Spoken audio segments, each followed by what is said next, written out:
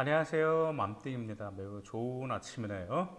네, 오늘은 이제 의학계열 학생들의 독서, 일반 선택 과목 독서, 고등학교 2학년 듣잖아요. 그래서 그 독서에서 의학계열 학생 같은 경우는 자기 자신의 전공과 관련된 소양도 보여줄 수도 있고, 그 다음에 좀 하나, 요즘 좀 사회에서 떠들썩한 것들도 여러분들의 관심을 가지면서 분석하고 비판적이고 수행할 수 있는 건 수행할 수 있는 자세를 갖추는 점을 독서 과제 특에 어떻게 보여줄 수 있는지를 방송으로 찾아뵙게 되었습니다.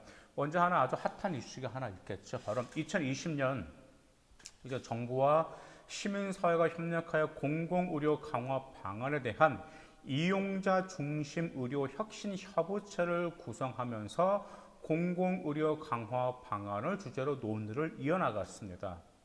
그러면 이때 이제 공공의료를 이제 강화시키겠다라고 했는데 이제 공공의료 정책에 대해서 조사하고 특히 한때 논란이 되었었죠. 논란이 되고 있는 공공의대 설립에 대한 찬성과 반대의 글을 읽고 합리적인 방안을 조사하는 것.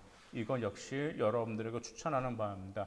근데 이제 의학계열 학생들 입장에서는 공공의대 설립에 관해서 이제 반대를 하실 겁니다. 이제 반면에 이제 다른 이제 찬성하는 그런 이제 그 분들도 계시겠죠. 그렇기 때문에 이거 무조건 반대쪽으로는 보시지 말고 반대쪽도 보시고 그다음 찬성 쪽에서도 합리적일 것 같다라는 것도 보셔가지고 찬성과 반대가 서로 어떻게 좀 하부점을 찾아갈 수 있는 방법이 무엇인지 그런 쪽으로 나간다고 하면 여러분들의 합리적인 사람이라는 것을 드러낼 수도 있으면서 반면에 융합형 인재라는 것도 드러낼 수 있다라는 점 꼭 명심하시기 바라겠습니다. 그 다음에 이제 과학 일시정지라는 책이 있어요. 과학 일시정지.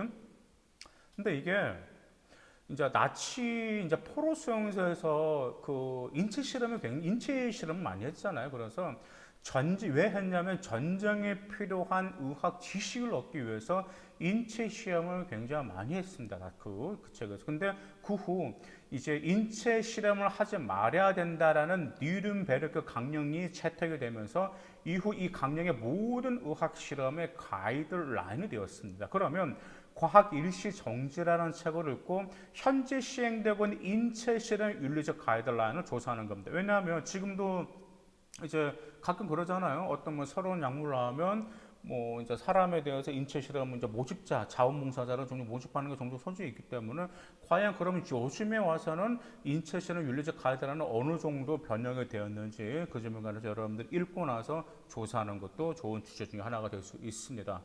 그 다음 또 하나 이건 이제 우리 수의학과 학생들에게 좋은 주제 중에 하나가 될 수 있어요. 수의학과. 왜냐하면 지금 이제 코로나 바이러스로 인해서 우리 정말 우리 인류들에게 굉장히 큰 타격을 줬잖아요. 근데 반면에 구조견들에게도 그것도 좀 큰 타격이 있습니다. 왜냐하면 코로나 바이러스로 인해서 해외 입양을 기다리던 구조견들의 비행이 취소되면서 유기견 임시 보호에 대한 필요성이 좀 커지고 있어요.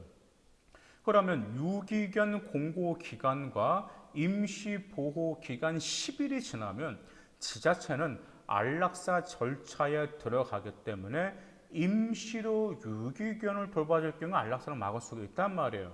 그러면 유기견 임시 보호 절차와 필수 고려 사항 조사하고 그다음 현재 코로나로 인해서 현재 이 구조견들을 그래 안락사를 최대한 늘리는 방법, 10일이라고 그랬잖아요. 그것을 뭐 15나 한 달 정도 늘리는 방안이라든지 일단 자구책이라든지 어떻게 할 수 있는지 그 점에 관해서 여러분들이 조사하는 것도 좋은 주제 중에 하나가 될 수 있겠습니다.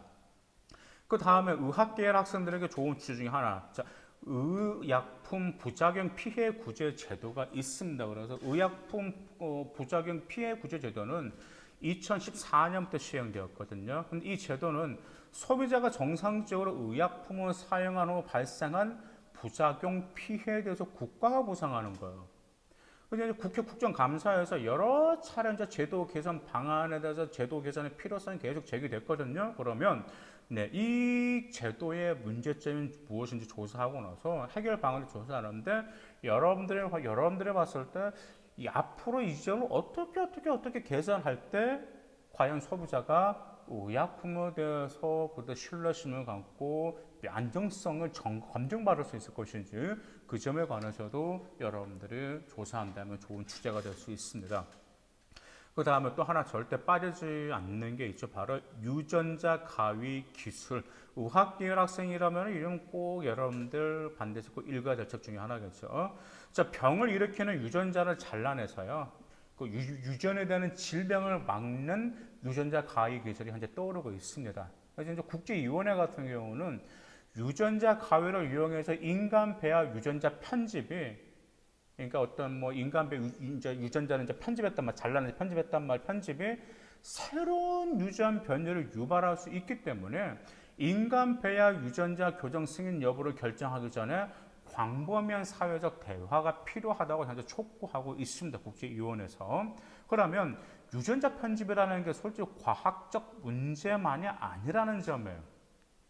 그럼 여러분들은 유전자 가위 교실에 대한 뭐 이제 뉴스, 비문학 뉴스가 많이 있잖아요. 그다음 국제위원회의 발표문을 읽고 나서 과학만의 문제가 아니라 사회적, 윤리적 문제가 될 수 있음을 조사한 후에 자, 이 점에 관해서 어떤 합의점을 도출할 수 있을 것인지, 그 다음에 어떻게 좀 개선하게 된다면 인류에게 더 큰 의학적 발전을 이룩할 수 있을 것인지 이 점에 관해서도 여러분들이 조사를 한다면 좋은 주제가 될 수 있습니다. 우리 의학계열 학생 여러분들 같은 경우는 정말 여러분들의 학업 역량도 뛰어나야 되겠죠. 하지만 그만큼 학업 역량이 뛰어난 만큼 의학계열을 지원했다는 것은 사회적으로도 공헌할 수 있는 그 사회적 공공의식까지 드러낼 필요가 있습니다. 또한 사회적 문제가 있다면 그 점을 해결하기 위해서 여러분들의 역량을 어떻게 활용하겠다는 것까지 보여준다면 의학계열에서 요구하는 자질을 충분히 갖추었다라고 판단할 수 있기 때문에 꼭 참조하시길 바라겠습니다. 감사합니다.